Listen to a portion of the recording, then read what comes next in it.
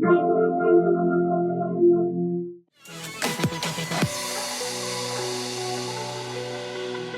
है आप सभी का दूरदर्शन के विशेष कार्यक्रम प्रबोध में। हर बार हम अपने इस कार्यक्रम के जरिए आपको विशेष अतिथियों से मिलवाते हैं और जानते हैं उनके प्रशासनिक अनुभव के साथ उन्होंने समाज के लिए क्या नवाचार किया है। आज हमारे कार्यक्रम के अतिथि श्री राजेश कुमार गुप्ता जी हैं। वर्तमान में उनके पास जिम्मेदारी है स्टेट प्रोटोकॉल ऑफिसर और साथ ही एडिशनल चार्ज है डिप्टी सेक्रेटरी संस्कृति का। तो आज हम उनसे जानेंगे उनके प्रशासनिक अनुभव के बारे में, जब वे एसडीएम के तौर पर उन्होंने भोपाल में अपनी सेवाएं दी है अलग अलग सब डिवीज़न में। और उसके बाद हम उनसे संस्कृति के बारे में जानेंगे, टूरिज़्म के बारे में जानेंगे और प्रोटोकॉल ऑफिसर के तौर पर वह किस तरीके से अपनी सेवाएं दे रहे हैं उस बारे में हम उनसे बात करें। नमस्कार राजेश जी, आपका हमारे कार्यक्रम में बहुत बहुत स्वागत है। Thank you. आपका प्रोफाइल तो एक बहुत लंबा चौड़ा है। आप डिप्टी सेक्रेटरी कल्चर भी है, स्टेट प्रोटोकॉल ऑफिसर है और एडिशनल कलेक्टर तो आप है ही तो आप कई जगह पर आप एसडीएम रहे हैं, एसडीएम के पद पर रहे हैं और ऐसी जगह पर रहे हैं कि जहाँ पर कई आपने नवाचार भी किए हैं, लेकिन आपका ज़्यादातर समय भोपाल में बीता है। तो भोपाल के बारे में बताइए कि एज ए एसडीएम आप किन किन भोपाल के जोन्स में रहे हैं और क्या क्या नवाचार आपने किया है और क्या क्या चुनौतियां भी रही है उसी बीच। सबसे पहले तो मैं दर्शकों को और आप सब लोगों को शुक्रिया अदा करूंगा कि आपने मुझे इस कार्यक्रम में बुलाया। जहाँ तक भोपाल का सवाल है, हमारा प्रदेश heart of the incredible India है जो मध्य प्रदेश जाना जाता है और मध्य प्रदेश टूरिज्म स्टेट के रूप में अब जाना जाने लगा है। भोपाल सेंट्रली लोकेटेड होने के कारण ग्रुप बी सिटी होने के बावजूद अपनी एक अलग पहचान पूरे भारत में और पूरे विश्व में रखता है और यहाँ की जो गंगा जमुनी संस्कृति है वो उसने भोपाल को बहुत अहमियत दी है। हमारा भोपाल आज लगभग 30 लाख की जनसंख्या का शहर है और भोपाल तालों की नगरी है। राजा भोज के समय से ये शहर अपने आप में अद्वितीय रहा है। यहाँ की जलवायु, यहाँ की परिस्थितियाँ, यहाँ की हरियाली हर व्यक्ति का दिल जीत लेती है। तो भोपाल के जिन एरियाज़ में आप रहे हैं, अगर मैं बात करूँ एमपी नगर की, कि एमपी नगर में आप रहे हैं एज ए एसडीएम, तो उस समय किस तरीके की चुनौतियाँ रही? क्योंकि एमपी नगर एक हमारा भोपाल में व्यावसायिक क्षेत्र है और यहाँ पर शायद सबसे ज़्यादा चुनौतियाँ आपको देखने को मिली होगी, तो उस बारे में कुछ बताइए। बहुत अच्छा प्रश्न किया आपने। मैं 19-20 और फिर 22-23 में मैं एसडीएम एमपी नगर के रूप में मैंने अपनी सेवाएं दी और उस समय हमने वाइब्रेंट एमपी नगर करके एक योजना शुरू की थी और ज्योति सिनेमा में हम लोगों ने लगभग 500 लोग पूरे एमपी नगर के व्यवसायी, वहाँ के हॉस्टल्स जितने भी हैं, होटल जितने भी हैं, कोचिंग सेंटर्स जितने भी हैं, उन सभी लोगों को और वहाँ के आम नागरिकों को, उन सब की सहभागिता से हमने एक जन आंदोलन शुरू किया था वहाँ की साफ सफाई के लिए। के बाद से आप मान के चलिए कि लगातार भोपाल जो है वो स्वच्छतम राजधानी मध्य प्रदेश की भी नहीं, पूरे भारत में जानी जाती है और उसको कई बार इस खिताब से नवाजा गया। ट्रैफिक की व्यवस्थाओं को भी हमने काफ़ी, वहाँ पे बहुत कंजेशन था क्योंकि कोचिंग सेंटर सबसे ज़्यादा, आप जान रही हैं कि मध्य प्रदेश में एमपी नगर में सबसे ज़्यादा कोचिंग सेंटर्स हैं, हॉस्टल सबसे ज़्यादा हैं, बॉयज़ हॉस्टल, गर्ल्स हॉस्टल। हमने वहाँ लोगों को मोटिवेट किया, लोगों को बताया कि आप अपनी मोटरसाइकिल से, आप अपने 4 व्हीलर्स को कैसे खड़े करें, कैसे, और उसमें ट्रैफिक पुलिस ने और वहाँ के सारे नागरिकों ने हमें बहुत सहयोग दिया। और वही सड़कें, पहले लोग क्या करते थे, अपनी दुकान के बाहर सामान रख लिया करते थे। हमने जब सबको समझाइश दी तो लोगों ने अपने दुकान के अंदर ही, और उससे ही काफ़ी चौड़ा हो गया रोड। जो फुटपाथ था और जो पेडेस्ट्रियंस को चलने के लिए जगह थी, उस पे पहले लोग सामान रख लिया करते थे। तो मल्टी लेवल पार्किंग की शुरुआत भी शायद उसी समय हुई। मल्टी लेवल पार्किंग थोड़ा सा पहले उसके हुई थी, पर वही समय की बात है। और फिर अब आप देख रहे हैं कि मल्टी लेवल पार्किंग आ जाने से कितना खुला एरिया आपको मिल गया। लेकिन नगर निगम लोगों को मोटिवेट नहीं कर पा रहे हैं और ये नहीं कर पा रहे कि आप अपनी गाड़ियाँ मल्टी लेवल पार्किंग में रखें, जिसके लिए ई रिक्शास प्रोवाइड किए जाने चाहिए थे, क्योंकि दूर पड़ता है। कई लोग इसीलिए गाड़ियाँ पार्क नहीं करते हैं क्योंकि उनके शॉप से वो दूर है। तो इसके लिए उनको एक फैसिलिटेट करना चाहिए कि ई रिक्शास को वहाँ पर प्रोवाइड करें, बिल्कुल, अब ये अपनी आपका गाड़ी वहाँ पार्क करें और उसके थ्रू वो आपको वहाँ, जिससे उन लोगों को भी एम्प्लॉयमेंट मिलेगा और मल्टी लेवल पार्किंग का अच्छा इस्तेमाल होगा। बिल्कुल सही, और ये आपका बहुत अच्छा सुझाव है और ये नगर निगम को इम्प्लीमेंट भी करना चाहिए, क्योंकि कई बार लोग अपनी दुकान के सामने या अपने होटल के सामने या अपनी कोचिंग के सामने गाड़ियां खड़ी करते हैं और वहां से फिर वो पैदल उन्हें चलना होता है। पैदल तो और इसीलिए वो मल्टी इधर लेवल उधर खड़ी पार्किंग करते हैं। तक वो इसीलिए अपनी गाड़ियां नहीं खड़ी करते हैं कि वहां से फिर उनको 500 मीटर या 800 मीटर वापस आना होगा। और यदि ये सुविधाएं हम दे दें ई रिक्शा के माध्यम से तो कई लोगों को एम्प्लॉयमेंट जनरेट हो जाएगा, और ये मुझे लगता है कि आने वाले दिनों में नगर निगम ये चीज़ करेगी ज़रूर। अब जैसे अगर हम देखें, अभी बहुत सारे किस्से हो चुके हैं, जैसे हम लखनऊ की बात करें, वहाँ हो गया कि आग लग गई थी, जो जहाँ बच्चे कोचिंग जाते हैं, और पटाखे की फैक्ट्री में आग लग गई। ऐसी जो घटनाएं हो रही है, इसके लिए किन चीज़ों की तरफ सबसे ज़्यादा ध्यान देना चाहिए? क्या सेफ्टी सिक्योरिटी की तरफ ध्यान दें कि ऐसी घटनाएं न घटित हो? मैं आपको आपके कार्यक्रम के माध्यम से ये बताना चाहूँगा कि सरकार हमेशा नियम बनाती है और उसमें जितना सरकार का दायित्व है उतना जन सामान्य का भी दायित्व है कि उन नियमों का पालन करते हुए, चाहे वो फायर सेफ्टी हो, फायर एग्जिट प्लान्स हों, हमारे हर होटल में, हर कोचिंग में फायर एग्जिट प्लान्स होने चाहिए। हर कमरे के, हर कोचिंग के दरवाजे के पीछे फायर एग्जिट प्लान लगे होने चाहिए। इसकी हमने बहुत प्रयास किए और लोगों ने किए भी कि भाई एक मेन एंट्रेंस है और एक एग्जिट, इमरजेंसी एग्जिट प्लान्स भी हर होटलों में रहें, हर कोचिंग संस्थान में भी रहें। उसके साथ साथ चीज़ों को, सीढ़ियाँ जो हैं वो कॉमर्शियल पे उनका ट्रेड और राइज कम हो, साथ ही साथ कंफर्टेबल सीढ़ियाँ हों और स्पेसियस सीढ़ियाँ हों, जिससे लोगों को आने जाने में दिक्कत ना हो। केवल लिफ्ट बस नहीं, लिफ्ट के अलावा भी जो एग्जिट प्लान है वो सीढ़ियों के माध्यम से रहें। तो इस पे बहुत सारी कोचिंग संस्थानों ने काम किया, बहुत सारे हॉस्टल्स ने भी काम किया और काफ़ी चीज़ें यहाँ भोपाल में काफ़ी हद तक सही हो चुकी हैं और बाकी लोग भी इसको करते जा रहे हैं। लेकिन मैं ये भी जानना चाहूँगी कि आप भोपाल के सभी सब डिविजन्स में आप रहे हैं, तो कई जगह आपने जो लैंड को पब्लिक Allotment। सर्विसेज के लिए अलॉट किया होगा, ऐसे कई अलॉटमेंट्स किए होंगे, तो उस बारे में बताइए कि किस किस कामों के लिए अलॉटमेंट्स हुए और वो आगे वहाँ पर अच्छा काम चल रहा है। मैं आपको बताऊं, बहुत सारी चीज़ें हमारे समय में हुई, लगभग पिछले 15 सालों में। जी आपका अचारपुरा का एरिया है, जी वहाँ पे भूमि जी फिक्स की गई। इसके अलावा आपका जो RGPV यूनिवर्सिटी है उसके बगल में IT पार्क के लिए 200 एकड़ ज़मीन निर्धारित की गई। सेंट्रल जेल वाला जो एरिया है वहाँ भी नई सेंट्रल जेल जब हमारी आई तब वो ज़मीन, अभी जहाँ DB मॉल है वहाँ संजय नगर की झुग्गियाँ किसी समय में रहती थी, वो लगभग हम लोगों ने 2005 की बात है, तब वहाँ पे वहाँ की झुग्गियाँ हटाई गई और इस शहर को और व्यवस्थित करने का प्रयास किया गया।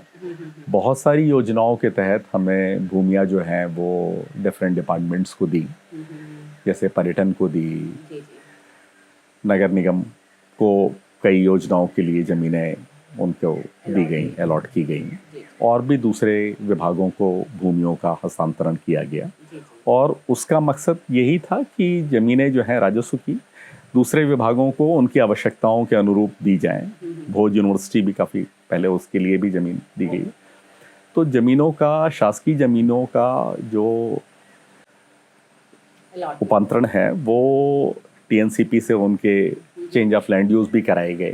तो उनको बहुत सारी लैंड्स जो थी वो टूरिज़्म सेक्टर के लिए जो दी गई, उनका चेंज ऑफ लैंड यूज़ करा के हमने टूरिज़्म के लिए उन ज़मीनों को स्थानांतरित किया और वहाँ पे अब अच्छे प्रोजेक्ट्स काम कर रहे हैं शहर में। तो सर यहाँ हम एक छोटा सा ब्रेक लेते हैं और इस ब्रेक के बाद MP टूरिज़्म में आपने किस तरीके से काम किया, जो अहम विभाग आपके पास कल्चर भी है और स्टेट प्रोटोकॉल ऑफिसर आप हैं, तो इस बारे में हम इस ब्रेक के बाद आपसे बात करेंगे।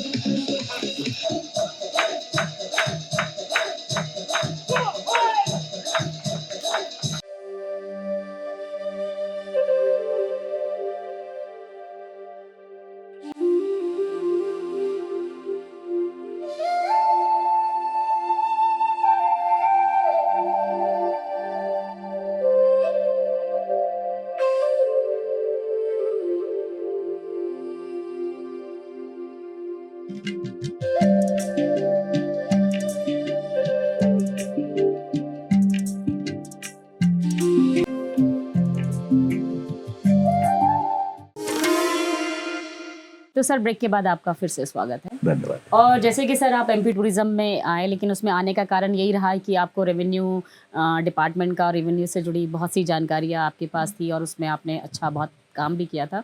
लेकिन आप टूरिज्म में आने के बाद आपकी इस जो है उपलब्धि को देखते हुए एक नया विभाग भी शुरू किया गया।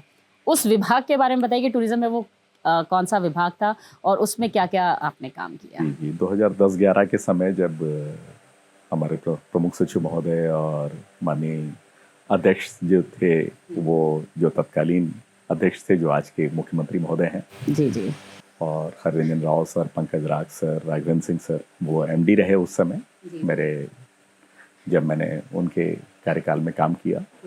उस समय एक नई सेक्शन शुरू किया गया, TPU, tourism promotion unit, tourism promotion unit. जी जी। और उसका काम जो पूरे प्रदेश में पर्यटन को कैसे बढ़ावा दिया जाए, पर्यटन नीति को बनाने में, फिल्म पर्यटन नीति को बनाने का काम का दायित्व हमने किया। और प्रदेश में फिल्म टूरिज्म प्रमोशन और टूरिज्म प्रमोशन को किस तरह से किया जाए, उसके लिए हम लोगों ने बहुत सारे रोड शो मुंबई में, गोवा में, चेन्नई में, केरला में किए और दिल्ली में किए।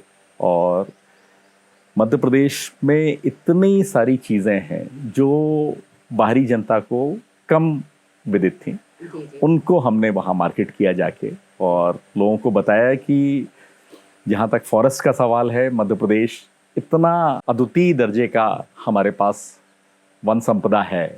आज की तारीख में आपको मैं बताऊं, हमारे 12 नेशनल पार्क्स हैं, 25-26 वाइल्ड लाइफ सेंचुरीज हैं, 9 प्रोजेक्ट टाइगर्स हैं। हमारा स्टेट जो है वर्तमान में टाइगर स्टेट के रूप में जाना जाता है, चीता स्टेट के बारे में जाना जाता है। कुनो पालपुर में चीते हमारे आए हुए हैं, जो दूसरी जगह भी, गांधी सागर वगैरह भी जा रहे हैं अभी। वल्चर स्टेट के रूप में है, क्रोकोडाइल स्टेट के रूप में हम जान रहे हैं। चंबल में घड़ियाल सेंचुरी है।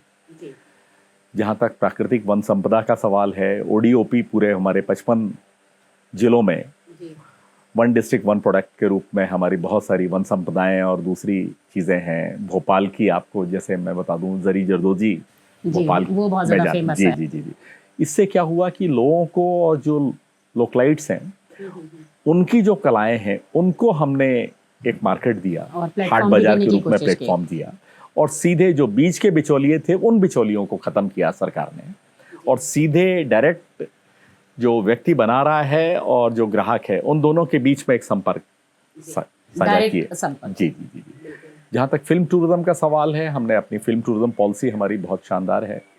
और वो अभी 2025 का जब ग्लोबल इन्वेस्टर समिट हुआ हमारा, तब हमने अपनी फिल्म टूरिज्म पॉलिसी 2025 और एमपी टूरिज्म पॉलिसी 2025 दोनों डिक्लेयर की और संशोधित करके उनका न्याय रूप में वो लेके आए।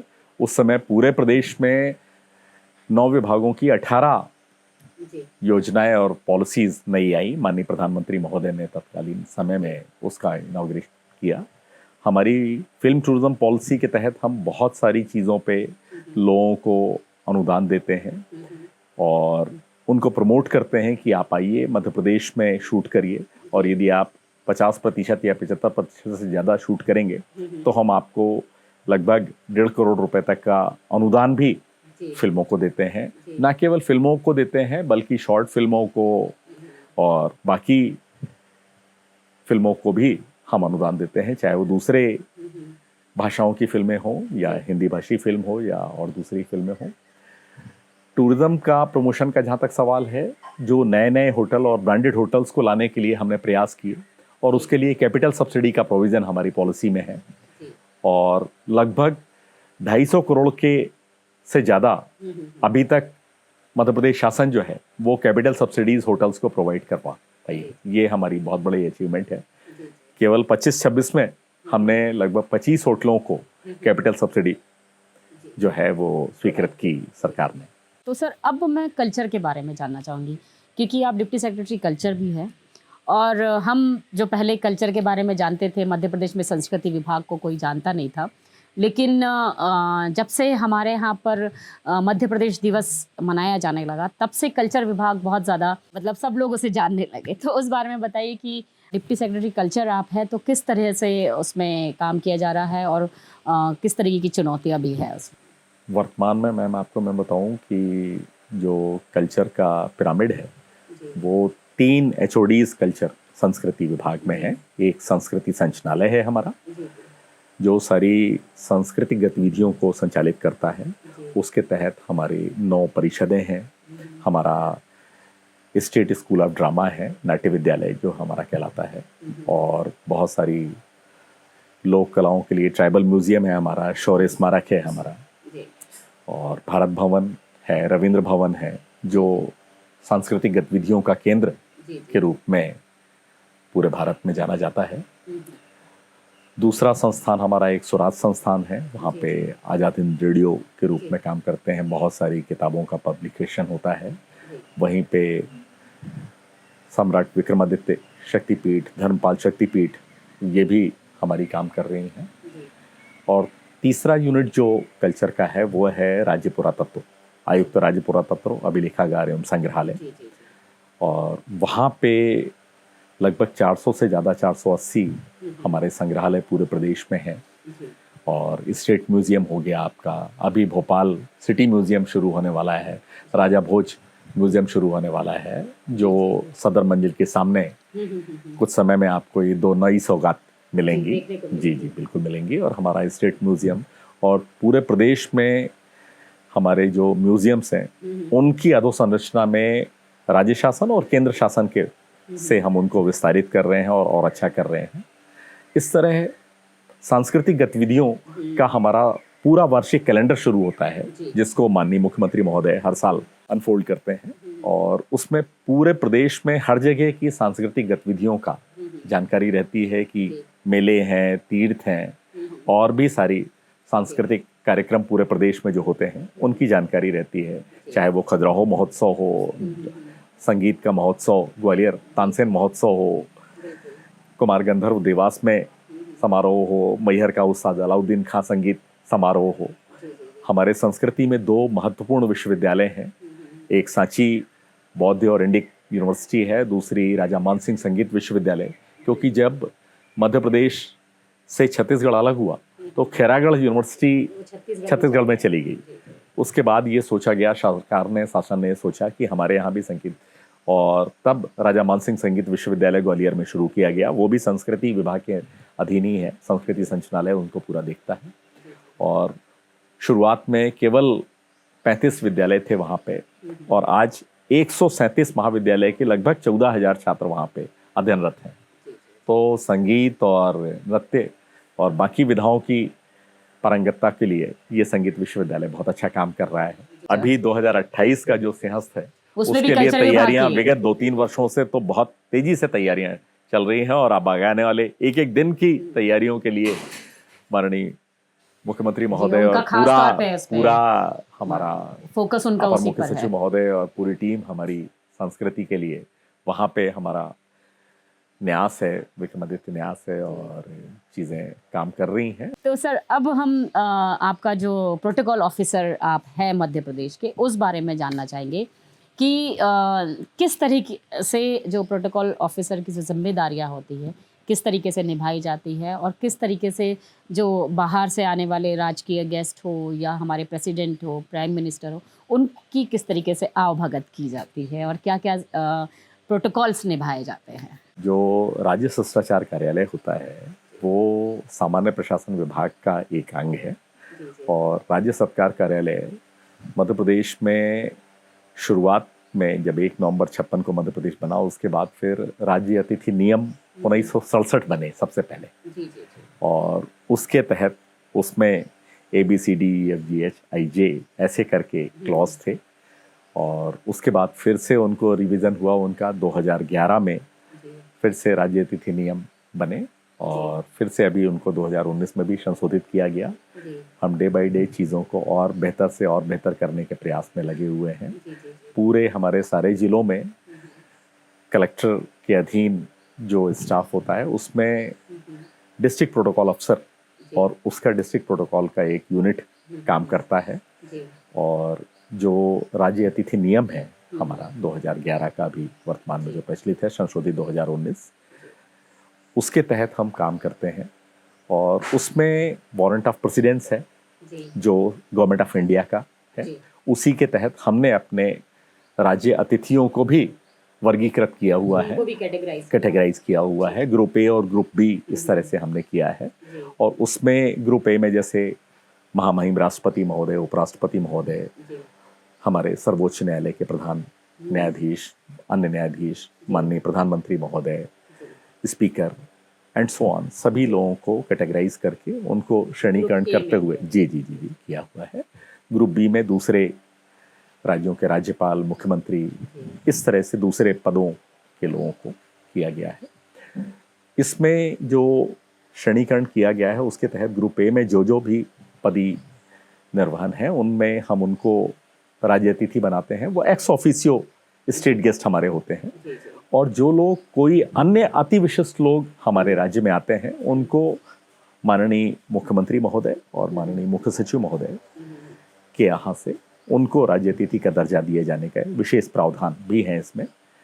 उसके तहत हम उन राज्य अतिथि घोषित करते हैं। सबसे पहले उनका टूर प्रोग्राम आता है। जैसे ही टूर प्रोग्राम आता है और वो फिर मुख्यमंत्री कार्यालय और मुख्य सचिव कार्यालय से हमारे पास आता है निर्देशों के साथ कि इनको राज्य अतिथि बनाना है, या जो राज्य अतिथि नियम के आधार पर एक्स ऑफिसियो बनते हैं उनके लिए फिर हम उनके राज्य अतिथि का आदेश जारी करते हैं। आदेश जारी करने के बाद उनके सत्कार के लिए, उनकी सुरक्षा के लिए, उनकी आवास व्यवस्था के लिए, उनके परिवहन के लिए हम सुविधाएं मुहैया कराते हैं और उनको प्रॉपर अटेंड करते हैं। उनके लिए जो भी ऑर्डर ऑफ मेरिट में, जैसे कोई जेड प्लस सिक्योरिटी का है, कोई वाई प्लस सिक्योरिटी का है, या और भी सुरक्षा के इंतजाम होते हैं, उनको पैलेट फॉलो लगानी है, उनको पैलेट फॉलो लगाई जाती है। तो इस तरह से कि किसी भी अतिथि को हमारे प्रदेश में आने पे कोई उनको दिक्कत ना हो। अतिथि देवो भव जो हमारा एक मोटो है, उसके तहत ये सरकार कार्यालय देवो भव को हमें उसका पालन करना है खास तौर पे। तो सर ये बहुत अहम जिम्मेदारी आपके पास है और उनका खाना हो या आवास हो या परिवहन, जैसा आपने बताया कि बहुत ही नियम कायदों के अनुसार सुरक्षा को ध्यान में रखते हुए किया जाता है।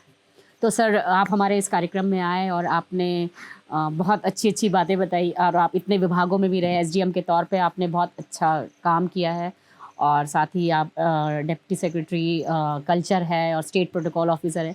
मतलब अहम जिम्मेदारी और अहम अनुभव आपके पास है।